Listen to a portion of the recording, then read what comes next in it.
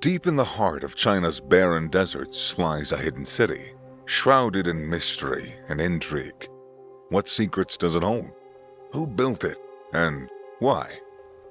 As you follow this video, prepare to be amazed as you uncover the secrets of the Chinese desert city, a hidden gem waiting to be explored.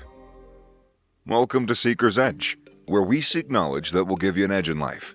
Let's begin. The Taklamakan Desert, located in the Xinjiang Uyghur Autonomous Region of northwest China, is one of the harshest environments on Earth.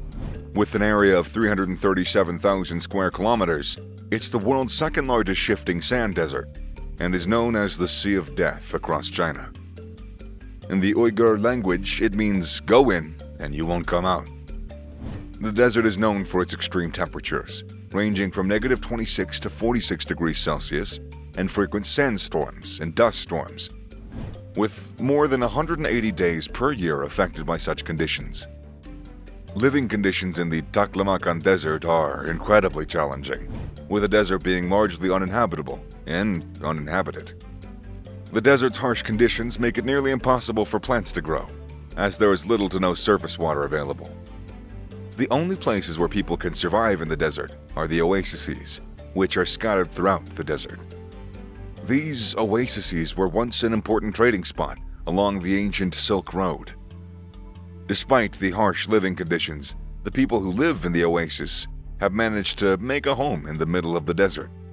They've developed unique farming and irrigation methods using underground water sources. They are connected by roads that allow trading and communication with the outside world.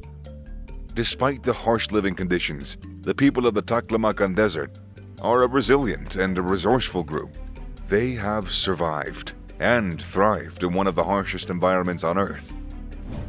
And their determination and ingenuity inspire all of us, or at least they should. But why did China decide to build a city in the middle of nowhere? As the world's second largest economy, China relies heavily on oil to fuel its rapid growth and development. In 2020, China imported 310 million metric tons of oil, accounting for 60% of the country's total oil consumption. This dependence on imported oil makes China vulnerable to fluctuations in global oil prices and potential supply disruptions due to political tensions or natural disasters. Among the many steps taken to mitigate the dependence and become more self-sufficient, PetroChina's Tarim Oil Fuel Company was the pioneer in exploring the vast and shifting sands of the Taklamakan Desert in the southwest of Xinjiang Uyghur Autonomous Region. The company's discovery of oil and water was instrumental in the region's energy projects and has brought more than 300 people to work and live there.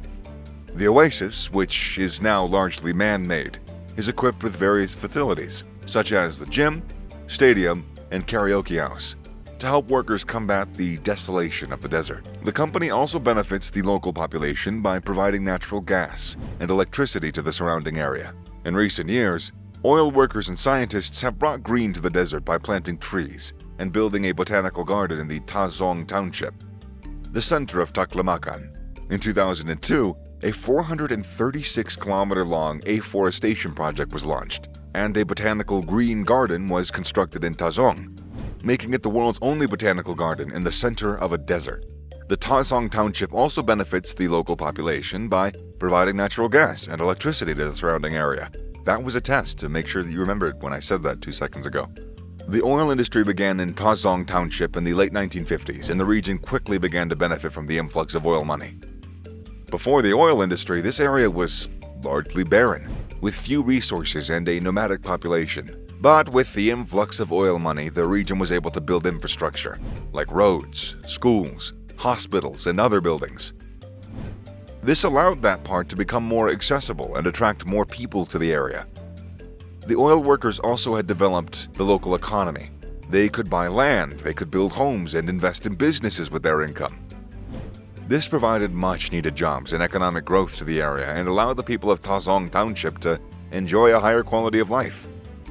The oil workers have also been instrumental in preserving the local environment. They've implemented strict regulations to prevent pollution and measures from restoring damaged ecosystems. This has helped to keep this region clean and also helped to make the area just a desirable place to live. China is currently connecting the Taesong Township to the rest of the country through a growing network of roads. This will benefit the township's residents, who rely on these streets for travel and commerce. Currently, two major roadways, the G20 Expressway and the G65 Expressway, are leading the way in connecting the Taesong Township to the rest of the country.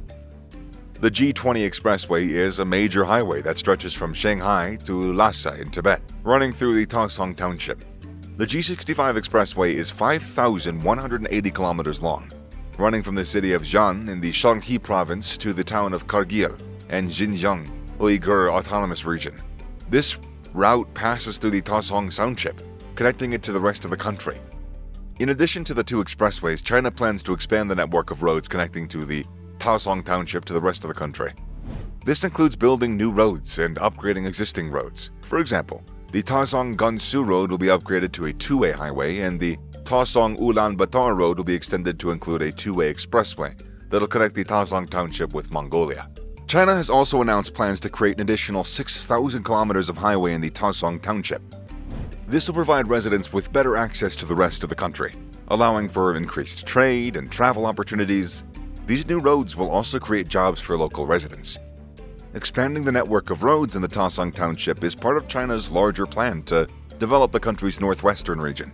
This plan includes the construction of the China-Mongolia-Russia Economic Corridor, which will connect the three countries. The corridor is expected to generate $2.6 trillion in trade and increase the region's gross domestic product by 3.2%. China has allocated $5.5 billion to develop the Taesong Township. This includes funding for the construction of the new roads and the upgrading of existing roads. This investment is expected to help improve the region's economic development and provide better access to the rest of the country. Now the desert city is still somewhat isolated, so what is it like to live there, and how do they sustain the economy? Living in Taesong Township in Zhejiang, China, is an extraordinary experience. This small, rural town has just over 6,500 people today, and is home to numerous cultural and historical sites.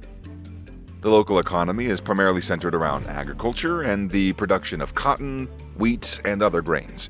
However, there is also manufacturing and service industries in the area, providing diverse employment opportunities. Most of the population is ethnically Uyghur, with a mix of other ethnicities, including some Chinese citizens. The people of the Taesong Township are friendly, and they're very welcoming to visitors, and the town itself is quite picturesque. The landscape features rolling hills and valleys, with fields of green and yellow crops, and the occasional glimpses of the snow-capped peaks of the Tian Shan Mountains in the distance. The town is also home to several historical sites, including what remains of the ancient Great Wall of China, the Silk Road, and the Uyghur mausoleums. There is also numerous mosques, temples, and shrines throughout the town, all of which provide insight into that diverse history I was saying, and the culture of the area. So if you've come this far in the video, then please like and subscribe to the Seeker's Edge for an edge in life. Hee hee. China has spent around $65 billion on creating this city, and the investment's actually paying off pretty well. China's oil economy has been growing at an impressive rate since the 1980s. The country is now the world's second largest oil producer, producing more than 4.2 million barrels daily in 2020. The Taesong Township, located in the Xinjiang region of China, is one of the most significant contributors to its growth, or contributors. I guess it would be the appropriate pronunciation. So yeah, the Taesong Township is the home of the giant Taesong oil field, the largest in northwest China, discovered in 1959. And this oil field is estimated to contain more than 835 million tons of crude oil, almost 10% of the country's total reserves. The oil field, which covers an area of more than 1,600 square kilometers, is estimated to be able to produce up to 400 million barrels of oil per year at its peak. The impact of the Taesong oil field on the Chinese economy cannot be overstated. The oil field contributed to its growth in the energy sector, boosting its domestic production of oil and gas, which has led to an increase in the country's energy security, as well as the expansion of its exports. The oil production from the oil field has also created thousands of jobs in the region, and contributed to the growth of the local economy. Moreover, the oil field has also been a significant source of foreign investment. The Chinese government has invested heavily in the oil field, and several international companies have also shown interest in the region. This has led to the development of new technologies and exploration techniques that have benefited the industry's growth. So, to wrap it up, China's investment has paid off pretty well. But what are your opinions about this hidden desert city? Would you like to maybe visit it? Let us know in the comment section down below. And if you want to see more exciting videos like this, then click on the links on your screens to watch our other videos in the same area, domain, or what have you. Anyways, we'll catch you up in the following video, and don't forget to subscribe to The Seeker's Edge for an edge in life. You know, because I gotta say that 3 times every YouTube video, because that's how the whole system works. Anyways, I'll catch y'all later, and I got nothing else to say. Ka-chow!